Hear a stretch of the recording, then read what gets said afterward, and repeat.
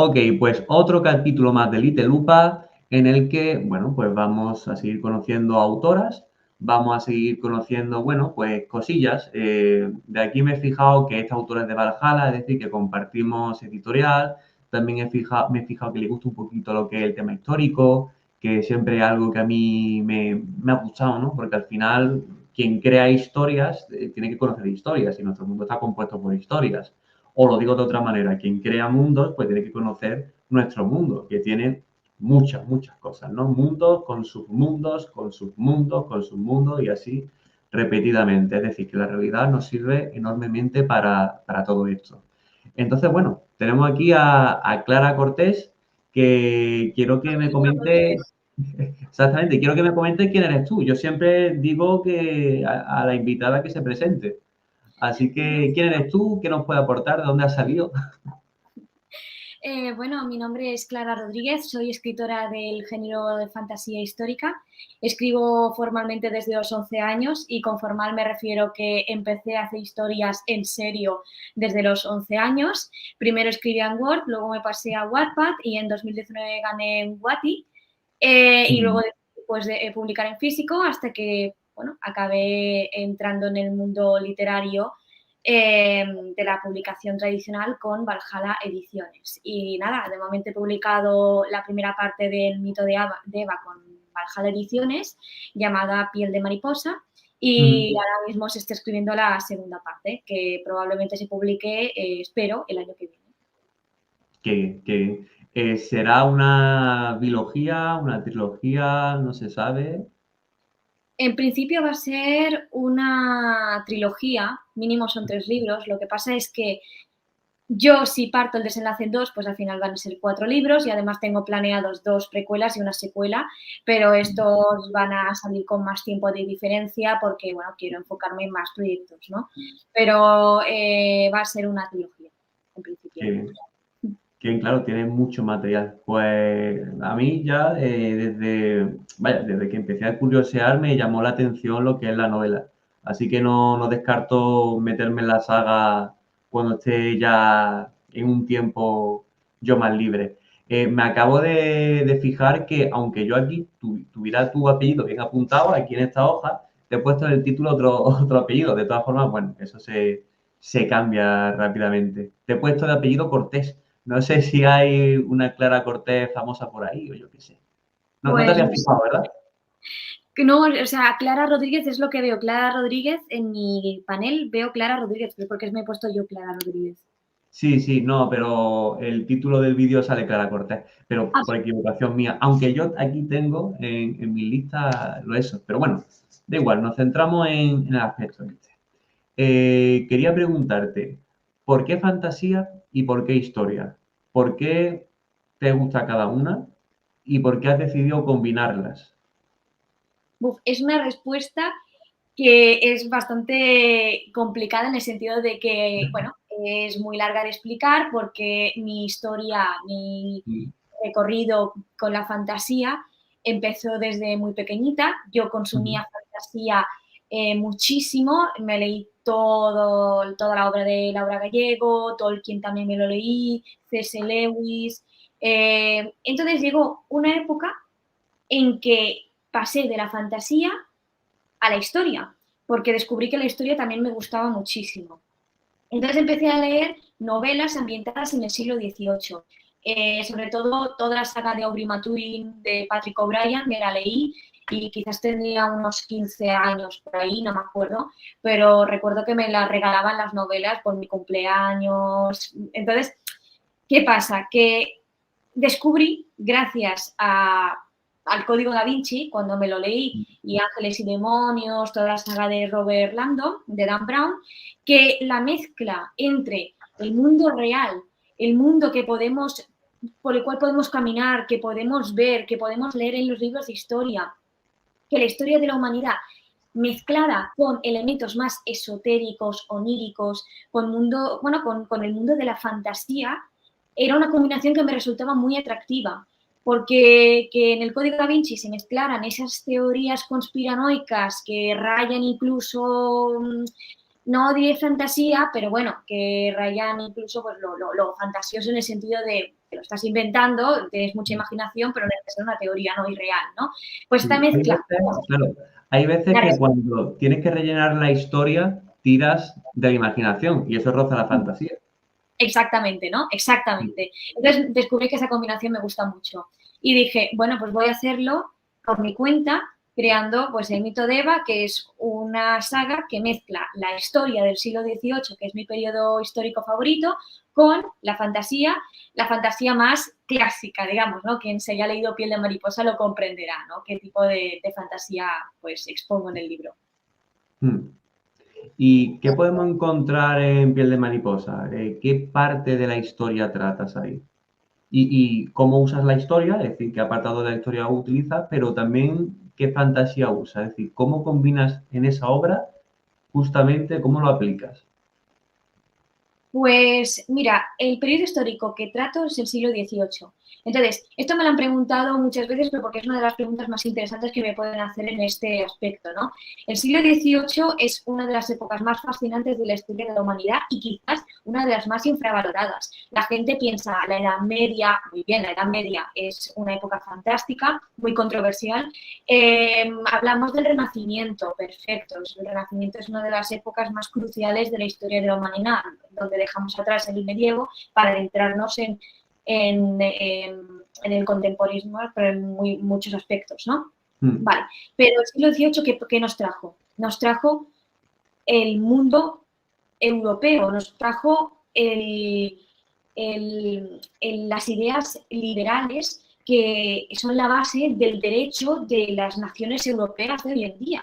Es decir, el constitucionalismo, la idea del individuo, de la libertad, de la igualdad, de la nación, de yo soy español, yo soy polaco, yo soy alemán, y esta es mi nación, esta es mi bandera, este es mi idioma, se forjó en aquella época, porque era una época muy bélica, donde hubo un montón de conquistas y esto se mezclaba con las ideas de la ilustración que nos trajo pues, Rousseau y todo eso. Entonces creó un cóctel Molotov que al final acabó explotando, sobre todo con las guerras napoleónicas, y el constitucionalismo se forjó durante las guerras napoleónicas. Entonces, me gusta muchísimo aquella época porque no solo no paran de pasar cosas bélicas y movimientos de fronteras y creación de naciones y de ideas importantes, sino también porque, bueno, es la base de la Europa que conocemos hoy en día, del mundo que conocemos hoy en día, ¿no? No solo europeo, sino también americano.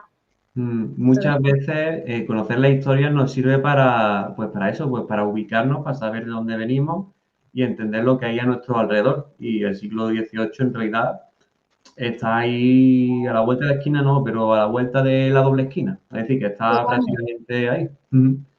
Totalmente, o Y, sea, sí, da hasta miedo, porque sí. dices, Napoleón murió en el año 1820, pero es que en el año 1820 estamos a muy poquitos años del año 1900, que en 1900 ya tenemos la Primera Guerra Mundial, que la Primera Guerra Mundial se explica como si hubiera pasado hace 2 días, es que da hasta miedo de que tal cantidad de conflictos tan importantes sucedieran tan recientemente, ¿no? En comparación Claro. con lo que es la historia de la humanidad, sí, sí. Claro, a lo mejor en épocas muy antiguas, como, bueno, como no hay tanta información o no se profundiza tanto en ella, pues a lo mejor parece que todo está como más condensado. Pero en los últimos 2 siglos o 3 siglos, como hay mucha más información, pues de repente todo no cabe en un cajón, ¿no? Y se necesitan como muchos más cajones, ¿no? Y parece que todo está como más disperso, más separado en el tiempo, pero no, en realidad está a las mismas décadas, es decir, que el tiempo transcurre a la misma velocidad siempre. Pero claro, ahí está todo más documentado y mucha más información y por eso parece eso. Quería preguntarte, ya que estamos hablando de documentación, ¿cómo te documentas tú para, bueno, pues para intentar que el lector se sienta en esa época, en ese contexto? La documentación en sí, porque eso también conlleva sus cosas. La documentación para mí tiene 2 partes. La primera parte es la más aburrida, entre comillas, ¿no? La parte más técnica, en la cual yo cojo un libro de historia, un tratado y me lo leo. En el caso de los Cherokee, porque Piel de mariposa, el gran foco histórico son los Cherokee, no las colonias en sí. Tuve que currármelo bastante porque no hay casi información de la tribu Cherokee, ¿no? Fueron expulsados antes de que la antropología se inventase. Entonces tuve que buscar documentos muy antiguos, pidiendo hasta documentos a profesores universitarios de historia, de antropología, escritos en el siglo XX, en el siglo XIX, cuando la gente ya, bueno, pues estaba empezando a interesar y lo poco que había, claro. Eso por un lado, ¿no? La parte más técnica, pues es lectura y punto. Pero ¿cómo se consigue crear una atmósfera absorbente sin renunciar a lo históricamente correcto, lógicamente, ¿no? Leyendo libros ambientados en aquella época y viendo películas, que para mí las películas me ayudan muchísimo, sobre todo las de Buenísimo. Ridley Scott, sí, las de Ridley Scott, por ejemplo. Ridley Scott lo que hace es crear películas con una atmósfera muy absorbente, mediante el sonido, mediante la música, mediante la fotografía, los extras, la acción, todo es envolvente, de forma que es un viaje en el tiempo. Entonces, si ves películas ambientadas en el siglo XVIII, buenas películas como El último mohicano, por ejemplo, Master and Commander, te sientes trasladada a la época y esa sensación que te da de estar trasladada, de lo que te quiere mostrar el director o la novelista al describirte el ambiente, tú lo utilizas en la novela. Esta es la parte más divertida para mí, claro. Qué bien. ¿Y cómo has combinado la fantasía ahí? Es decir, ¿qué dosis de fantasía? ¿Cómo has decidido, le meto esta intensidad en estos puntos? ¿Cómo has jugado con la fantasía aquí? Vale, a la hora de introducir el elemento fantástico en un marco tan histórico, del que se tiene tanta información como el siglo XVIII, hay que tener bastante cuidado porque hay que introducirlo de forma que no se vea forzado, de forma que digas, ostras, ¿cómo choca esto? No combina nada. Hay que encajarlo como una pieza de puzzle. Entonces, el Piel de Mariposa tiene un componente muy introductorio, que esto me lo ha comentado mucha gente, pero precisamente porque no quise poner toda la información mágica de golpe. Esto es una introducción. Entonces, ¿cómo hago una cosa? ¿Cómo introduzco un lore muy mágico y muy ficcional?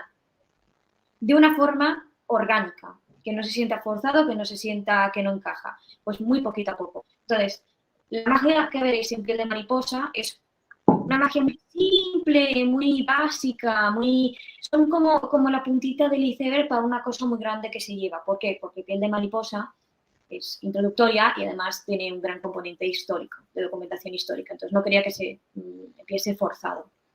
Claro, no querías que la fantasía se comiera la historia, querías priorizar, ¿no? Quería Eh, que se sintiese real, que se sintiese real, sí. que la gente dijera, anda, hombre, esto no combina nada, vaya mezcla más rara. Yo quería que fuese orgánica, como en el Código Da Vinci, que lo que hacen es combinar teorías muy conspiranoicas, pero de alguna manera dices, ostras, tiene sentido, qué maravilla, qué interesante.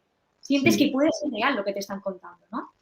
Yo me acuerdo, y es uno de los ejemplos que he puesto de vez en cuando, que creo que fue un análisis que vi, pues supongo que en YouTube hace tiempo, que la manera en la que introducen la fantasía en Juego de Tronos, que Juego de Tronos en realidad es fantasía, pero en realidad podría ser histórica si, bueno, salvando algunas cosillas, ¿no? Pero que parece realmente una serie histórica.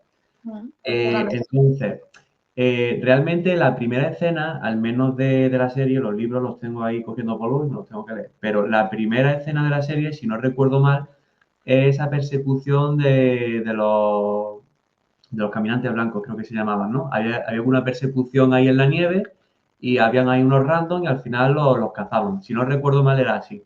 De Sí, todas formas, bueno, si me equivoco, pues esto sirve para ejemplificarlo de todas formas.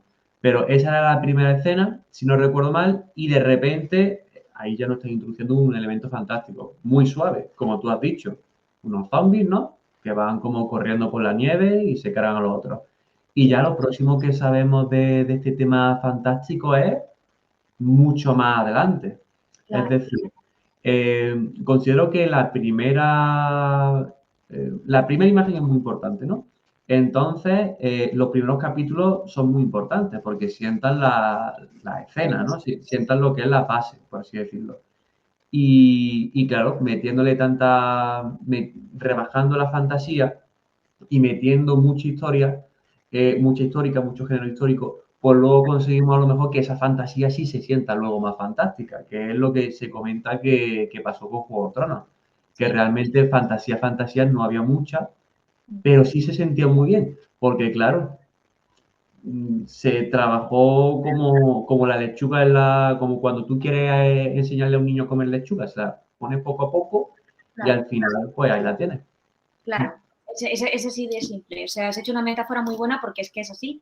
Yo creo sinceramente que es como se tiene que hacer. Y realmente, analizando, es una historia basada en un mundo ficticio. Eso sí, la moda no es realista, los cargos no son realistas, pero la base es histórica total.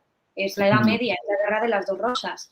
Entonces, y fíjate que nos están poniendo un drama histórico con politiqueo, con conspiraciones y basado en la historia, pero tenemos 3 pedazos de dragones en la mayor parte de las temporadas. Entonces, ¿cómo se come eso? Pues con un buen guión y escribiéndolo bien. Claro. La última vez tuvimos, a ver que lo mire aquí, no me acuerdo bien del apellido, hoy estoy haciéndolo mal con los apellidos. Tuvimos hace unos capítulos, el capítulo 5, a Miriam Mosquera, que nos comentó algo de Juego de Tronos y dijo que, bueno, que al autor le gustaba lo que era la histórica y que a Miriam Mosquera le gusta mucho lo que es la etapa del Andaluz. Ella es historiadora y le gusta mucho eso. Y comentó que la voz de Roja bebía mucho de lo que era de un hecho histórico que pasó en el califato cordobés, bueno, con los omeyas. Es decir, que hubo algo así.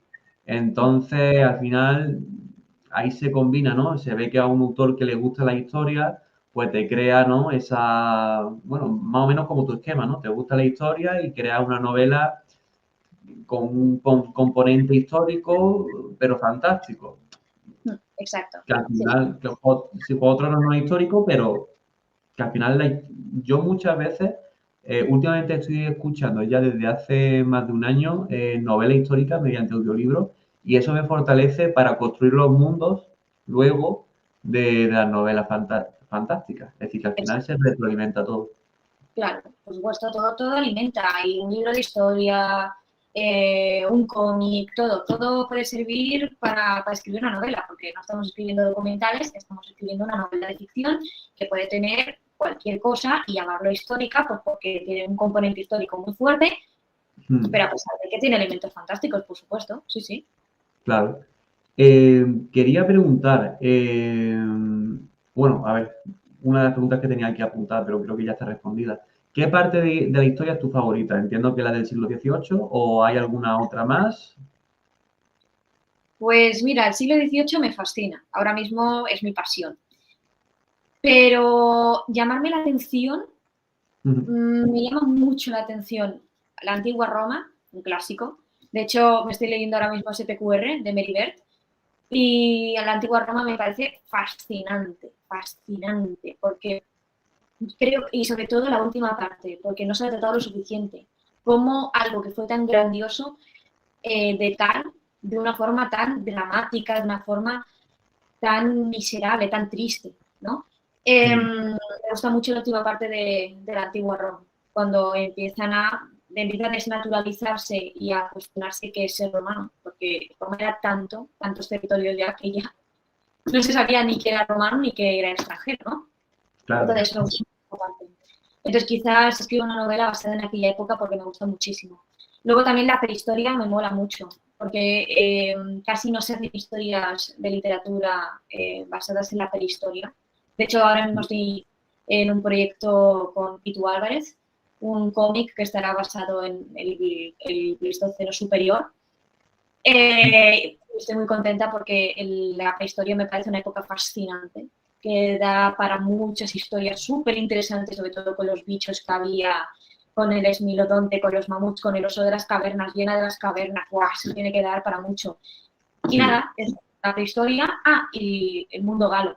Antes de la conquista de César, cómo vivían los galos y la resistencia gala, pero bueno, se entra dentro de la época de la antigua Roma, ¿no? Pero bueno.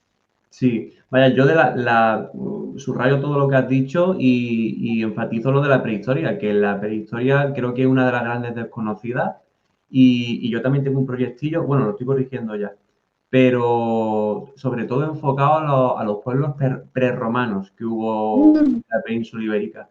Es que Y bueno. claro, y hay en realidad cosillas que en realidad nos dan mucho jugo. Todo el tema, bueno, o sea, había de todo en realidad. Los griegos, los cartagineses, los romanos, ¿no? Ya también estaban por ahí. Los íberos, los fenicios. Ahí te puedes sacar una de grandes. hay muchísimos pueblos de los que los espartanos. Ostras. Y los cartagineses, que lo has nombrado, me parece uno de los pueblos más fascinantes, más bonitos en cuanto a cultura. O sea, recordemos que fue Aníbal quien hizo cruzar los Alpes con elefantes. Era un genio militar. Y casi no hay historias, ni películas, ni novelas que relaten esa hazaña. Epicidad, esa locura, claro, sí. O sea, Sí, es pues impresionante. hay bastantes cosas ahí en la prehistoria y a mí me flipa. Cambiando de tema, me gustaría que me comentara a lo mejor, pues, ya que coincidimos que tú y yo estamos en Valhalla, también le hice la pregunta a Alicia del Rey, ¿vale? Que también tenemos capítulo de ella, bueno, que he visto que, como veis, que hacéis movimientos, ¿no? Es decir, que hacéis quedadas y tal, y bueno, que vivís lo que es la estancia en Valhalla. Yo he dicho que, bueno, estuve comentando con ella que yo estoy en Málaga, entonces estoy más lejos. Pero claro, Barcelona tampoco, en realidad también está bastante lejos de Avilés. Es decir, que en realidad que no tampoco tengo tanta excusa. Pero bueno, lo que quería preguntar es, ¿cómo estás viviendo tu etapa Valhalla? Porque veo que te mueves mucho, que firmas mucho, que ya vas por la segunda edición, ¿no? Si no recuerdo mal. Sí. Cuéntanos un poquillo. Pues la verdad es que la experiencia de Valhalla está siendo, por regla general, muy positiva.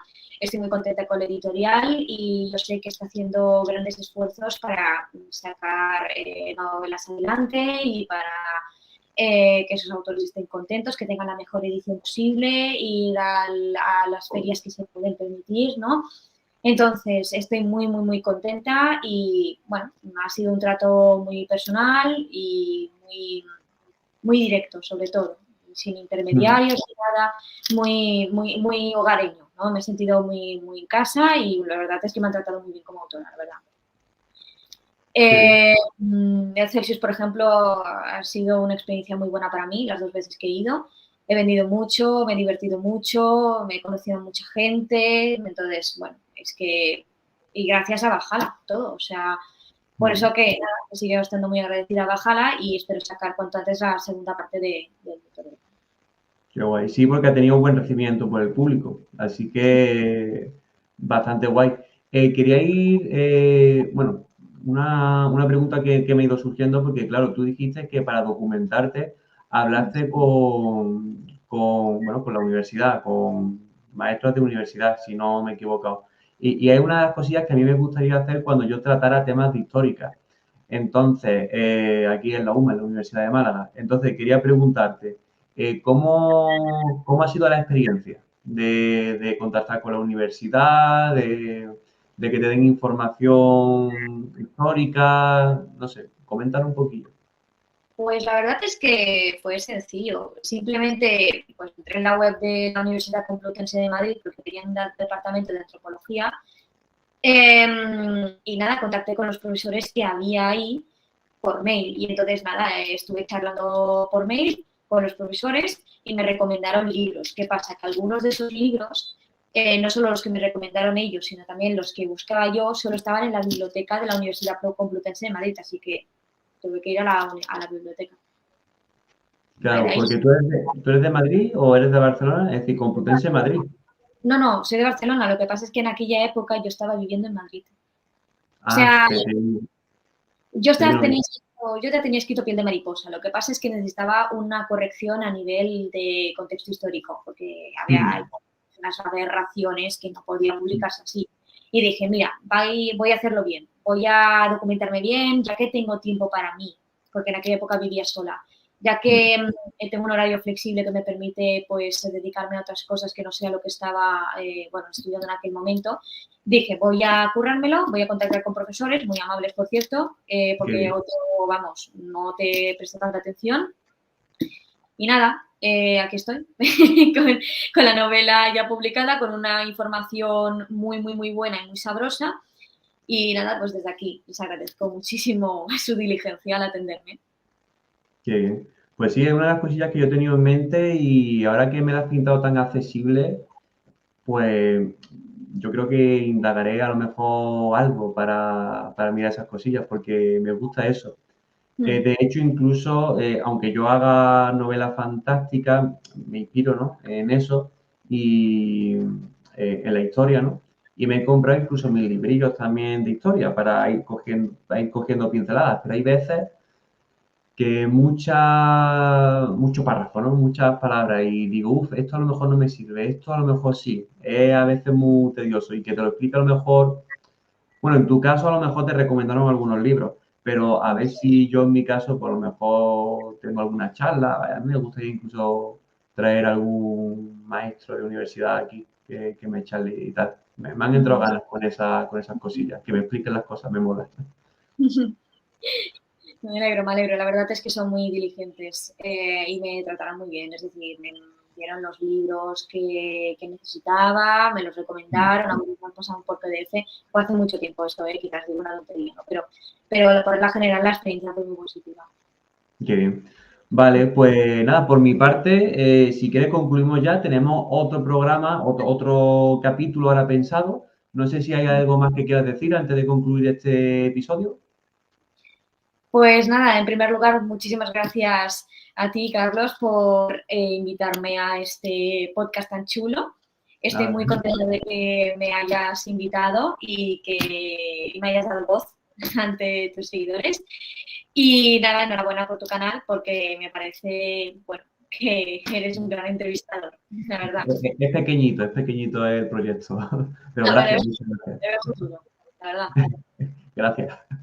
Vale, pues nada, con esto concluimos y nos veremos en próximos capítulos en los que algunos habrán otras autoras, pero habrá otro en el que estará también Clara Rodríguez, ¿vale? Ahora sí comento bien el apellido. Con esto terminamos y nos seguimos viendo. Hasta luego. Vamos.